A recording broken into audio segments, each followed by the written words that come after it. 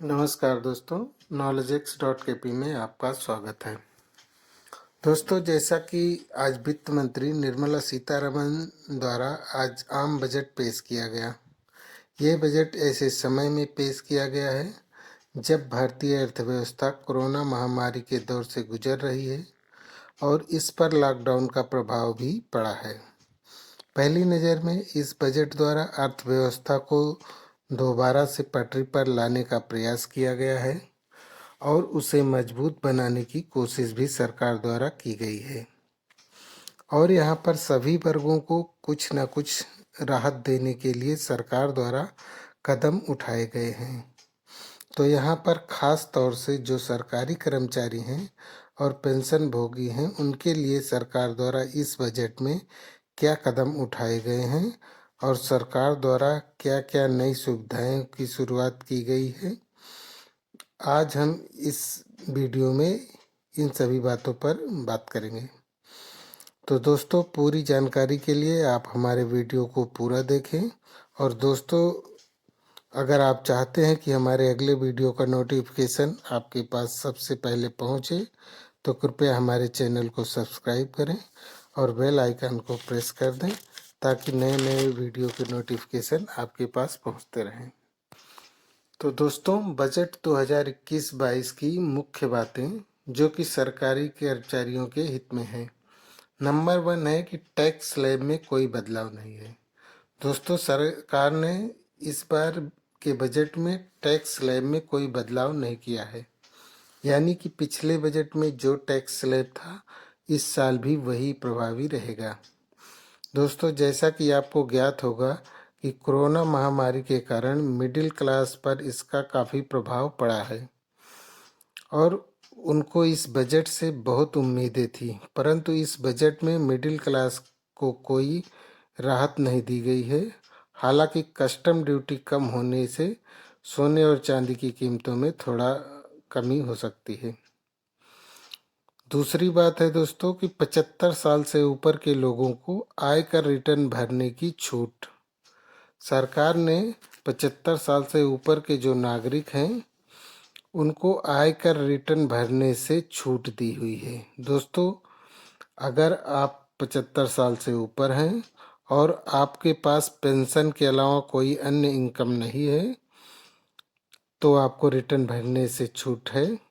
आपका जो भी टैक्स बनता है वो आपका बैंकर जो है जहाँ से आपको पेंशन मिलती है वो आपके इनकम से काट लेगा।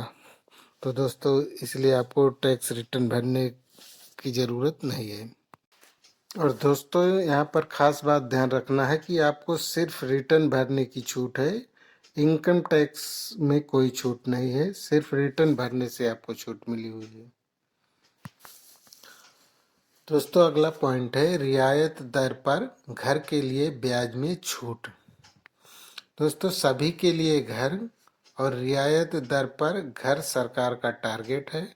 घर के लोन के लिए 1.5 लाख रुपए तक की राशि पर ब्याज में छूट की स्कीम को 1 साल के लिए और एक्सटेंड कर दिया गया है। दोस्तों, ये स्कीम पिछले बजट से चल रही है और इसको अगले 1 साल के लिए और बढ़ा दिया गया है। अगला पॉइंट है दोस्तों असेसमेंट, यानी स्क्रूटनी के केसेस में पहले जो 6 साल पुराने और सीरियस केस में 10 साल पुराने केस के खाता बही निकालना पड़ता था, इसको टाइम लिमिट जो है वो घटा करके अब 3 साल कर दिया गया है। दोस्तों, अगला पॉइंट है सरकार ने निवेश को आकर्षित करने के लिए कारपोरेट टैक्स को घटाया है। डिविडेंड टैक्स को हटाया गया है, जो कि पहले हमें डिविडेंड पे टैक्स देना पड़ता था। इस बजट में सरकार ने डिविडेंड पर टैक्स जो है वो हटा दिया है। पुराने अनफिट वाहनों को हटाया जाएगा। दोस्तों, अगला पॉइंट जो है हमारा पुराने और अनफिट वाहनों को हटाया जाएगा। पुराने एवं अनफिट वाहनों को हटाने के लिए सरकार द्वारा एक स्क्रैपिंग योजना लाई जाएगी। निजी वाहन जो 20 साल पुराने हैं और कमर्शियल वाहन जो 15 साल से ज़्यादा पुराने हो चुके हैं उन्हें फिटनेस टेस्ट से गुजरना पड़ेगा और अगर फिटनेस टेस्ट में फेल होते हैं तो उनको स्क्रैप कर दिया जाएगा। दोस्तों अगला पॉइंट है पीएफ जमा करने पर हुई देरी पर होगा एक्शन। वित्त मंत्री ने कहा है कि विभिन्न कल्याण निधियों में नियोक्ताओं का अंशदान जमा करने में हुई देरी के कारण कर्मचारियों को ब्याज का नुकसान उठाना पड़ता है। नियोक्ताओं द्वारा इन निधियों में कर्मचारी का अंशदान समय पर जमा करने के लिए वित्त मंत्री ने यह घोषणा की है कि कर्मचारी का अंशदान देरी से जमा करने पर नियोक्ता को कभी भी कटौती की अनुमति नहीं दी जाएगी। दोस्तों अगला पॉइंट है पीएफ ब्याज पर टैक्स।